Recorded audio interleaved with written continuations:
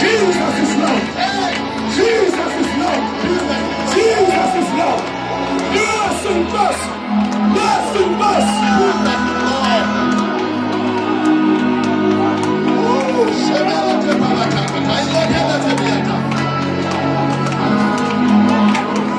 God bless you, Helapat. Lwandle lwababonwa lomfula iJordani wababonwa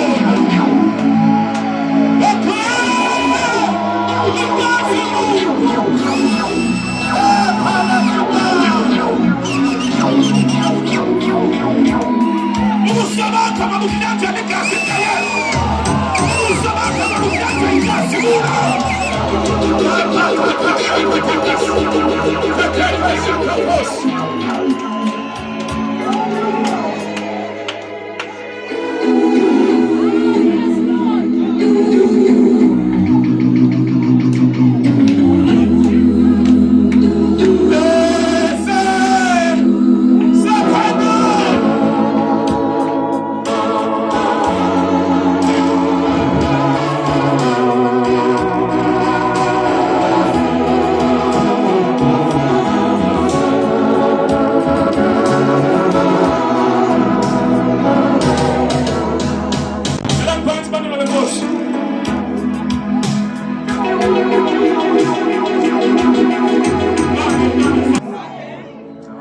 This is what God has called me to do.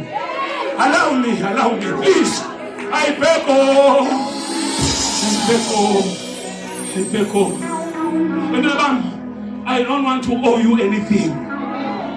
Namhlanje ngibakshisa quality kuni. Bakshisa quality kuni. Every knee shall and every tongue that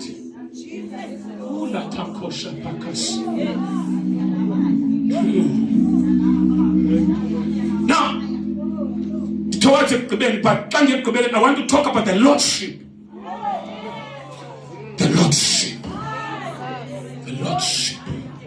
of God, the dominion.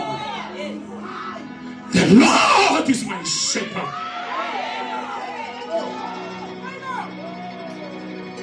I'm controlled. I don't own my life. Ukhopa subscribe khona. Iphathwe. Ngoba ilordship kulawulo. Ukhohleli phezulu ihalelo incame. Ngoba uphethwe. The lordship uphathwa. Nonke uphathwe. Zakizaka. Asiyise. Akhaya mnadethu. Mamela. The Lord. And that's what in the choice. The Lord is my shepherd. Yehova malusi wami andisweli lutho. Never no confession. Ngoba utsho into azihambi kakuhle. But i-confession asiyitshintshe. Siza kuyithatha into zide zilunge.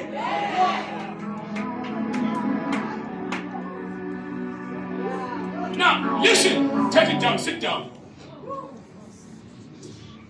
The lordship of the Lord, the authority of God, phezu koluntu. Kukho abantu abakhonza uThixo benganikelanga konke.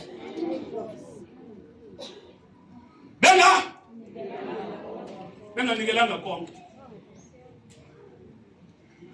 Anything okwazi uyibeka as excuse yokwenza ungayenzi ungenzi umsebenzi kaThixo kula area ithi ulekha ilordship yenkosi.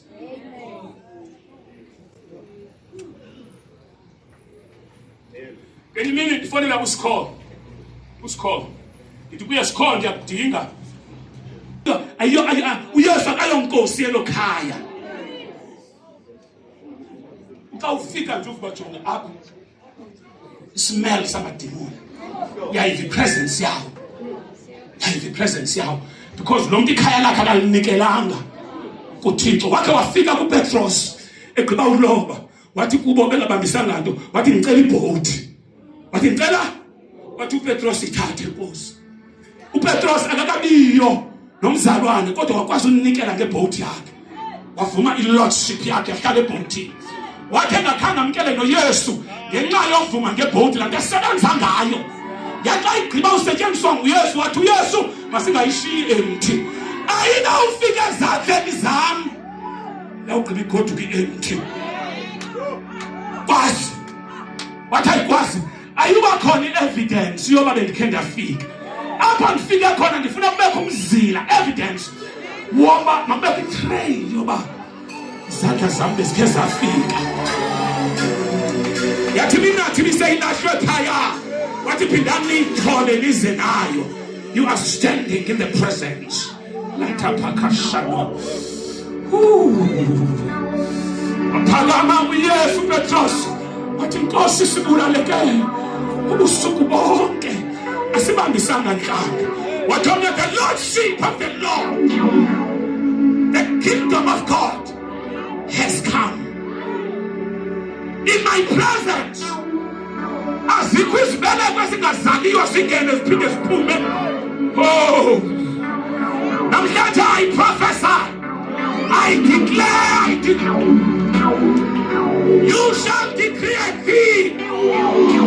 Akomnatha ngasibambisa letowe ifanga le andikule ndawo akhomntu nenet engasibambisa ndiyandiva mandishiye khetise kule ndawo yonke iminatha yale ndawo iyabambisa. Mandise kule ndawo yonke iminatha yale ndawo iyabambisa. Nikhona kule ndawo kuyafani yonke iminatha yenu iyabambisa. Yonke iminatha yenu iyabambisa.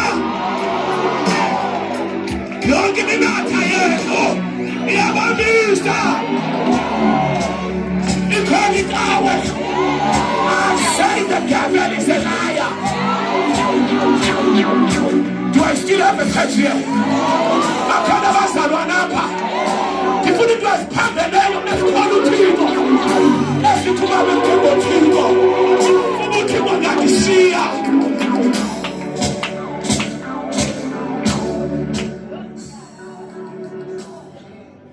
Petro iboat yakho suka namhlanje izawubuya yonke imihla igcwele.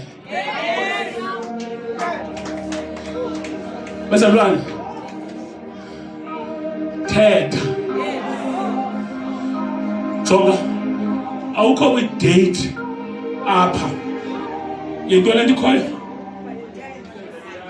awukho kwi-date ye-Valentine's apha. Sumutha thetha ngegama likaJesu waseNazareth wonke umnatha kule veki uyabambisa. Amen.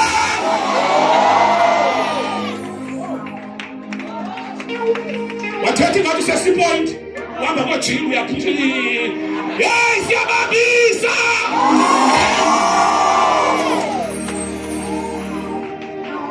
Thala phansi.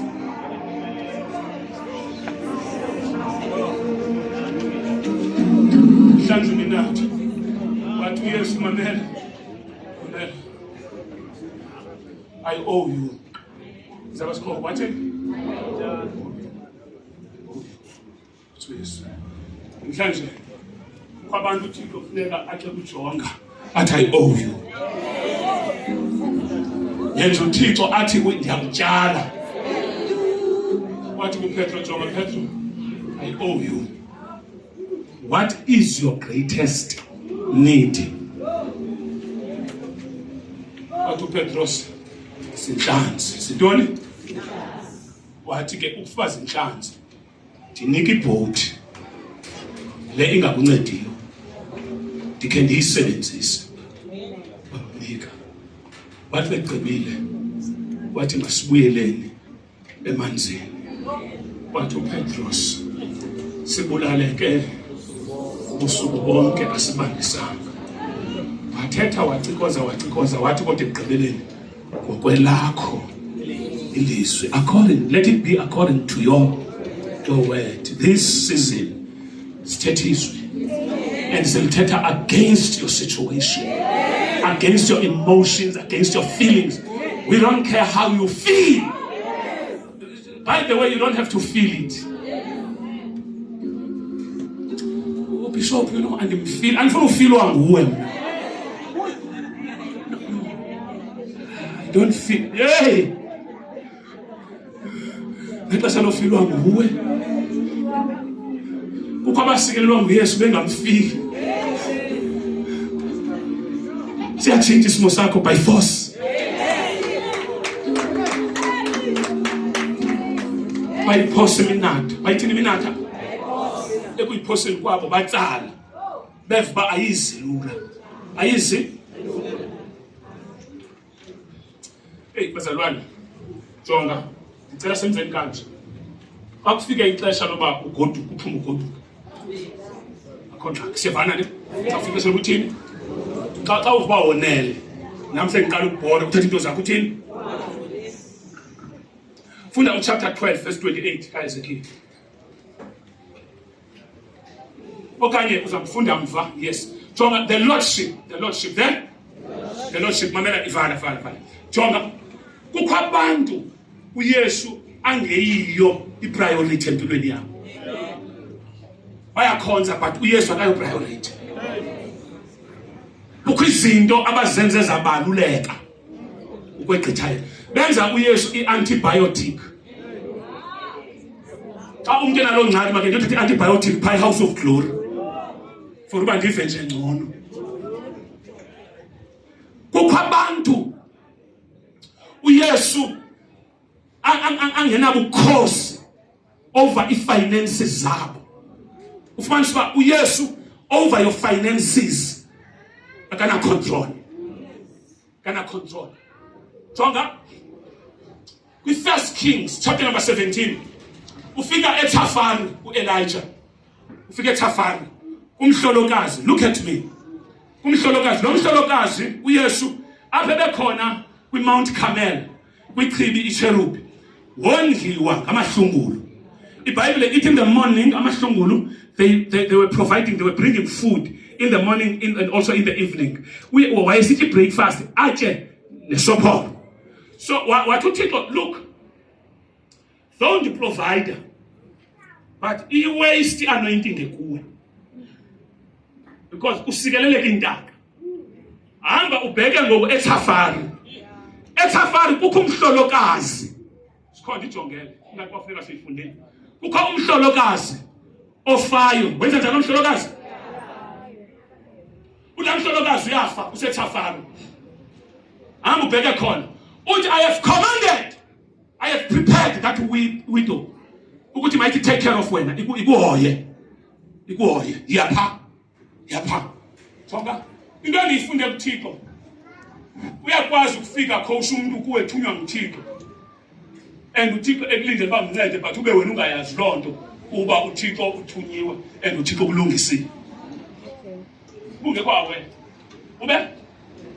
ungekho aware izamfana funda uyifunda ku-17 chapter 17 wehle phaa ezantsi makancede uyifumenele 1 Kings chapter number 17.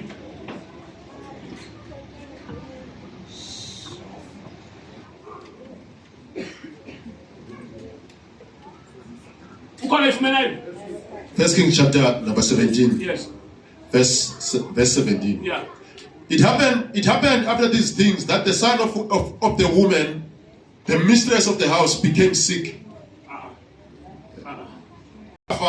Which belonged to Sidon, and stayed there. Behold, I have commanded a widow there to provide for you. So he set out and went to Zarephath. And when he came to the gate of the city, behold, a widow was there gathering sticks for firewood.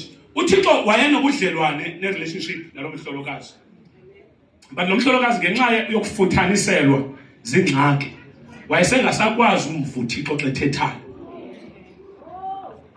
And uThixo akayeke uthetha because ufuthaniselekile.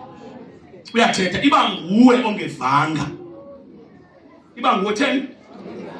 But uThixo abe yena etheni? Ethetha. And uThixo ethetheni kwakhe waqhubekela ethumela indoda kaThixo pha. Uba hamba yiya. Ndithethile naye but ndiyambona uba akeva. But still uzawuthini? uThixo akazuyeka uthetha nawe ukubanikela kuba usematyaleni. Akayeki kuba utheni? uThixo akasitotha ezo zinto zingxaki onazo. Uyathetha ngelixesha wena usithi usematyaleni. uThixo afike adimanda athi yenza. Enento ayifunayo uva wena nokuthi umenze priority nobimekwa ivumi. Uthi kuye ngimlungisile iza. I have commanded a widow there to provide for you. Yes. So he set out and went to Zarephath, and when he came to the gate of the city, behold, a widow was there gathering sticks for firewood. He called out to her and said, please bring me a little water in a jar. Ndiphathele amanzi. Yes. So that I may drink. As she was going to get it, he called to her and said, please bring me a piece of bread in your hand.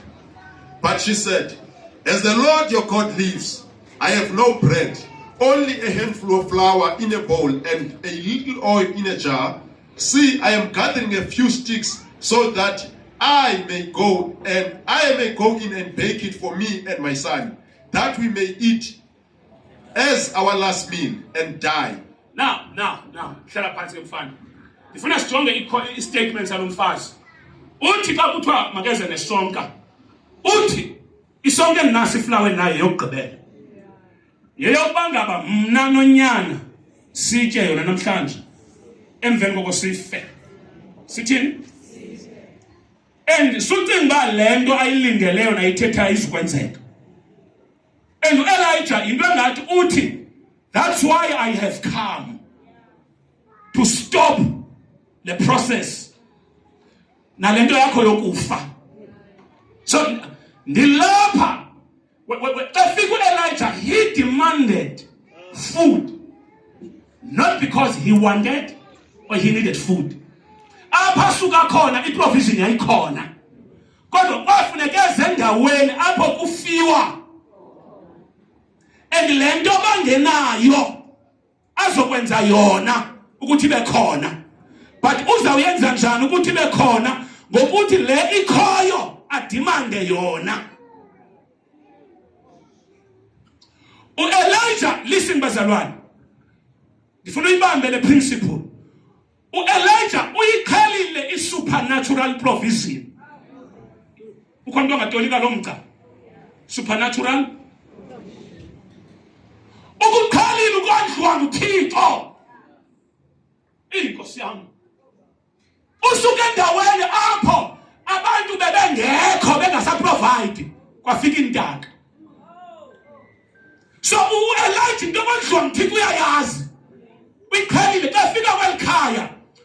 Uthi ndizokulifaka kulento okuthiwa yi-supernatural provision. Asela abantu bengekho.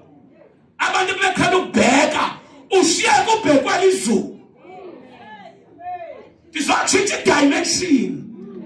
Yokuthi ungabi nakhala lika-auntie okanye i-boyfriend engafakanga allowance wena umuntu ojonayo.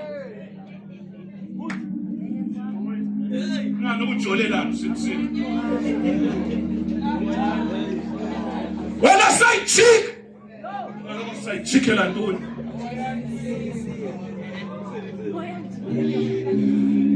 Ithi provision kayingangenanga nkosi yami uyahamba kosha.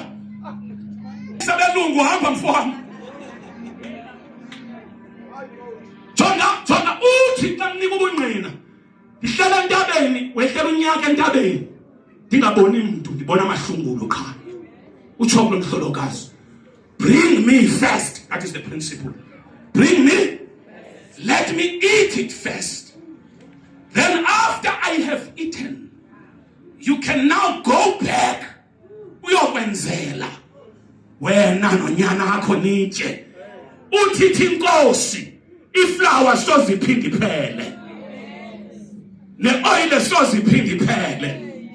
Wena umazi umfundisi ubizo hamba umbuze yafika kwakhe kwalanga yafika wathi ubishop ulathi umfundisi ubizo ndiyobona inkosikazi yakhe wathi tata andazi basithini asinanto lathi kubo intone ekhoyo wathi zipisi kwi-bride pack yokugqibela ngathi andilambanga kodwa yenzeni and nditye ukuphuma kwamapha zawuphela zonke izinto kodwa nothi inyama kwa soze inyama iphinde ithini wayenza wanika ndathetha intsikelelo uthe emveni koko ngina kunyaka olandela uthi tata xa sigrosela inyama siyithengi saye kuthenga ntoni inyama iyazizela. Now ufika phana uthi give me first. That's a principle. Athi uyafika uphangela athi phangela but when you ufika ixesha loba upeye give me first. Qala ngami take your 10%, give it to me, then after you have done that I will bless the rest because I want lordship over your finances. Ndifuna kuphila imali yakho.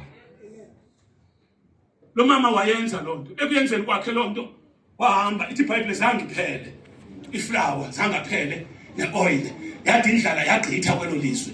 But get this, unyana wakhe still wafa ngoba wethe uzawuthini wafa xa fikayo wabiza xa mbika unyana mufile wathi omnye no ufe late ufe iprinciple so iapplyile wafika wamthandazela waphinde wavuka.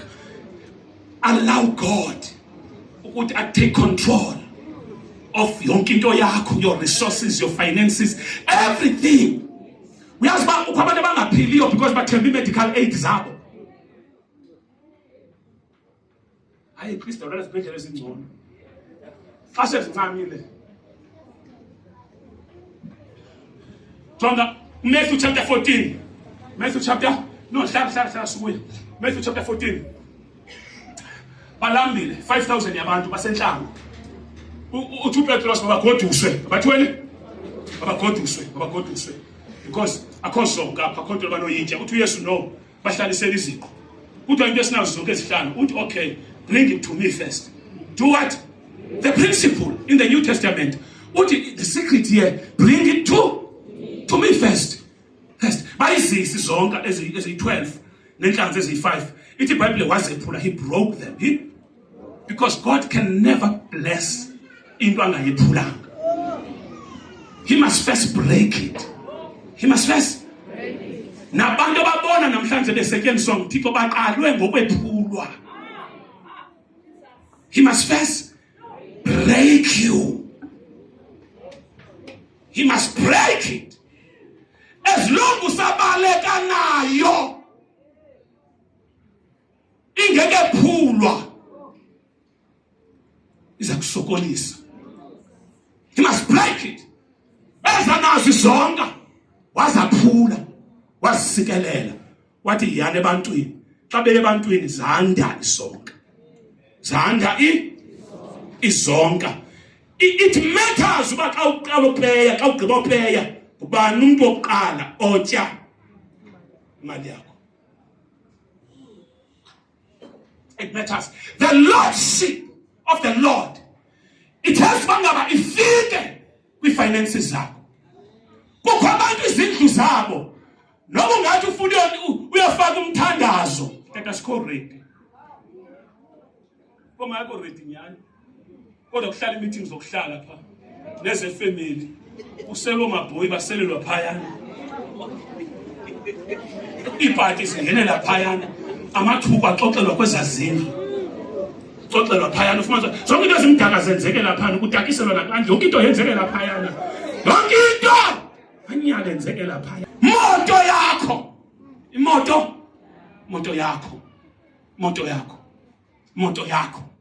moto yakho moto yokhayo xa enothi uThixo khandiboleke yona ndifuna ukwenza usebenza kube kwinto ezawuhlala lapha ukuyibone xa unomsindo lapha iba liqhuma ihlala ndiyayenza nje ke le nto kodwa ndifuna ilantu ligaqale ephini uthi chuhlale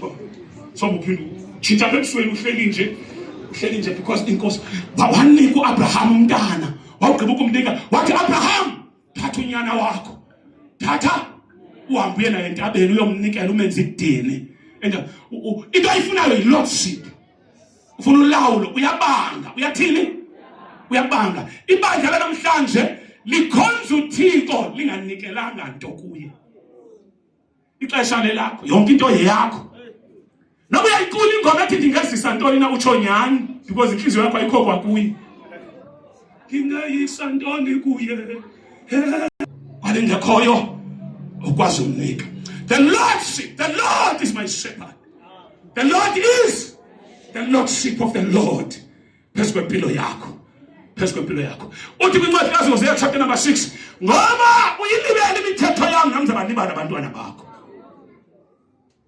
ndizobasikelela ngoba nawe imithetho yami uyiyekile nabo abantwana bakho bathini uthi umntwini owayekhe wabafihla because wawukhe wayibamba imithetho yakhe wawukhe wayibamba imithetho jonga xa ngaba nomtshato wakho usezandleni zenkosi awukhathala ibindoda ibhanxa ithini uyayazi uba ndayinikela esandleni sikaThixo in due time izawuphinda ibuye ndiyayenza isense bazalwane hallelujah simele ngenyawo zethu senze declaration Ezekiel chapter number 12 verse number 28 ukhona othi namhlanje ndifuna inkosi ilawule yonke into yami ukhona utshoyo alatakosha ndakasiya are you blessed kakukale into sele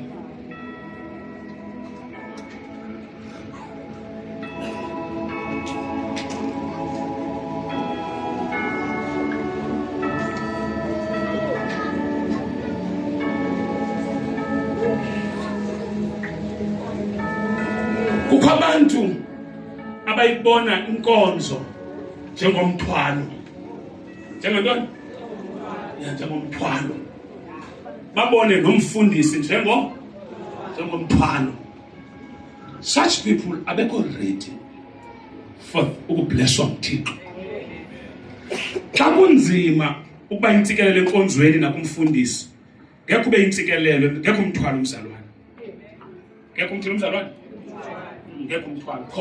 The book of Ezekiel chapter 12 verse 8 verse 28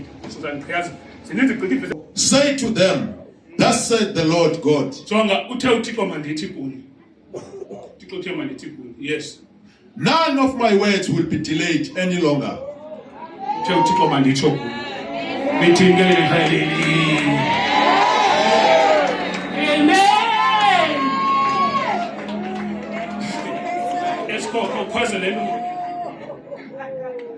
Therefore the Lord say therefore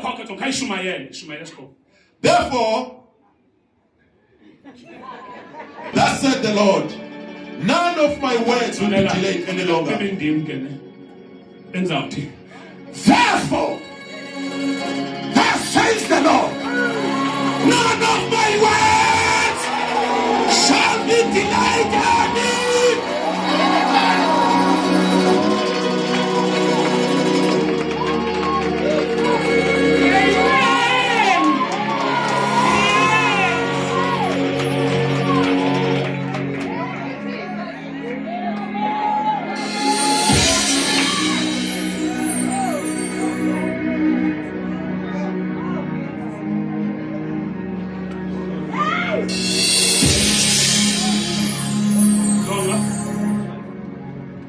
Jonga. Funeka ufundiswe ukuba receptive. How to receive. How to accept. Joyfully. In this English.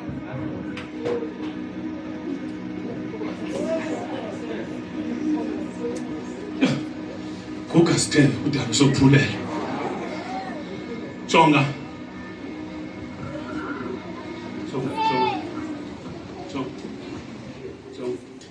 So. Upiwe phone kwani? Ati phone yakho. Yo, inkosi isho. Akusekisa phone yakho.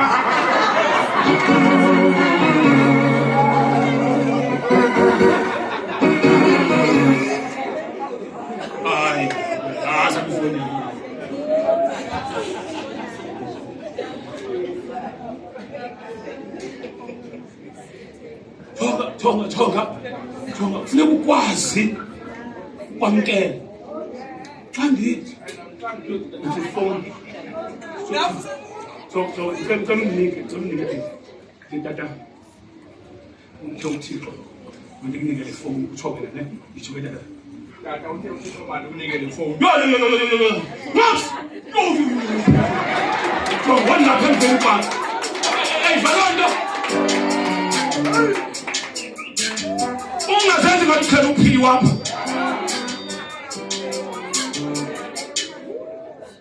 Ungathengela umuntu imoto. Uthi nathi imoto tata. Athi yo imoto okay. Sasa moto. Abayibuyela emapheleni apho.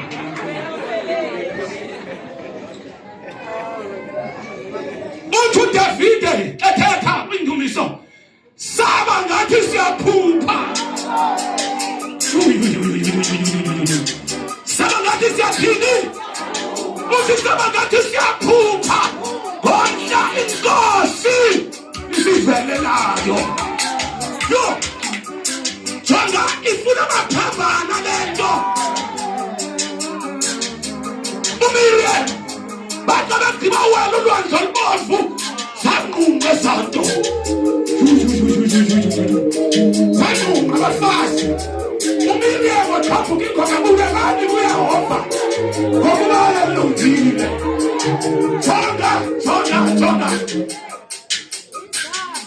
Levele uThixo makayiphithanise inhloko yakho. Ngifikelelo.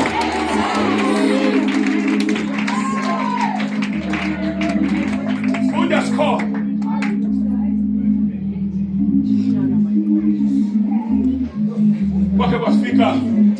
Kwafika ukhanyisa. Phansi ngomaya umakhampanzi. Indiba ngabe imandi akho bantu. Imandi.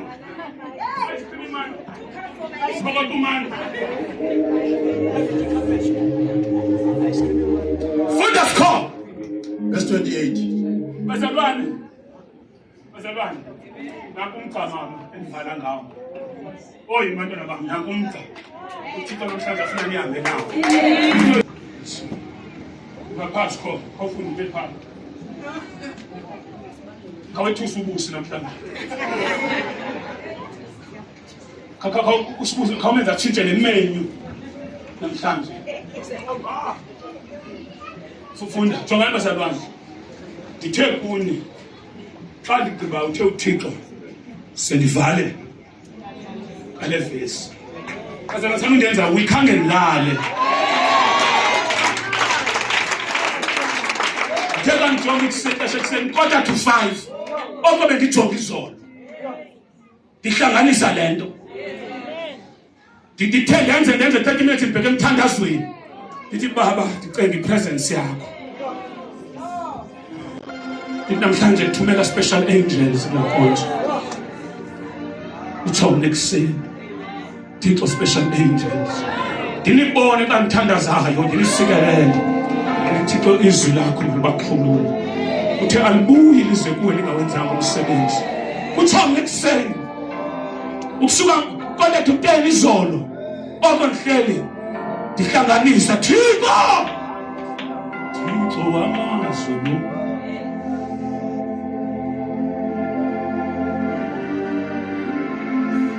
Nabe ngithandazela wena. Thandazela wena. Wanibekela isitampu uThixo ngeli lizwi. Eli lizwi becimbanza lifonela wena amagazolo ngithi xa uphakamile uze ufunde lona. Wathi uThixo no sulenza lonto. Eli lizwi lilizwi endifuna xa ugqiba ushumayela uvale sitshwilela lanto uthi ngitshwilela lanto ajonga le nto ithethwe apha ngekhaya ibusathana ngekhaya ibusathana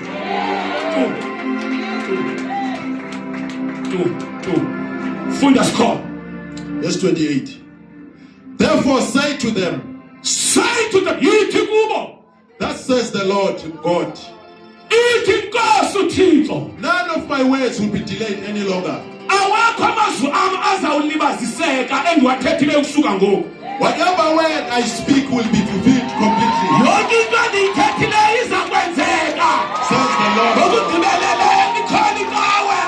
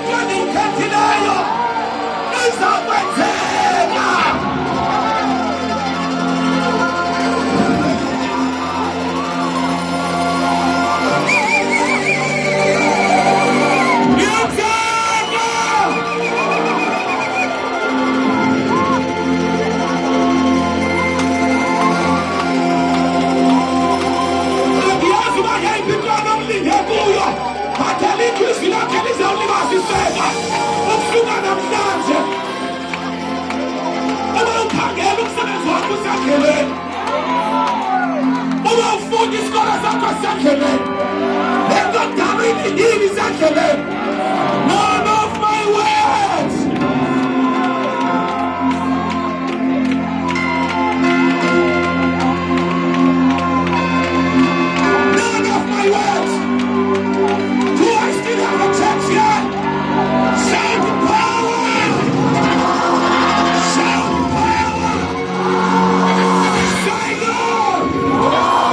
I receive!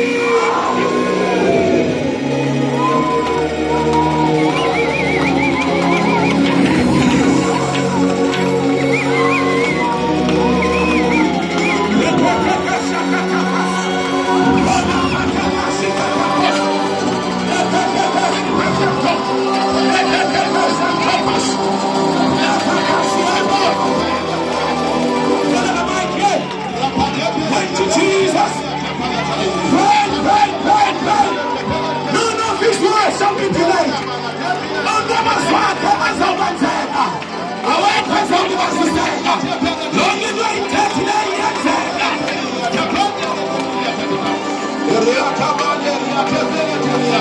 You shall decree a thing, you shall say a thing, and it shall be established.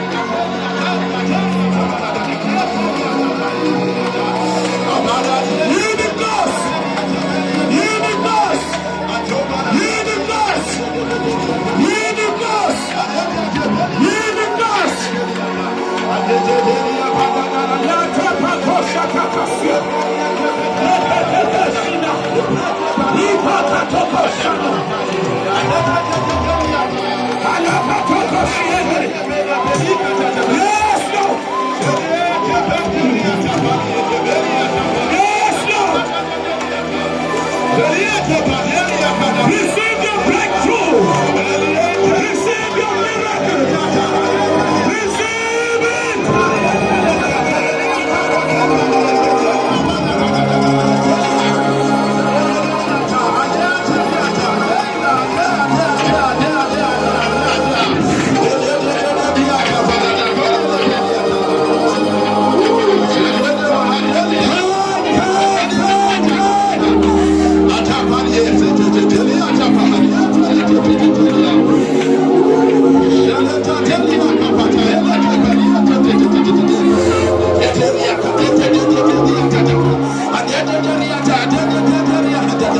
Hey! Hey! Hey!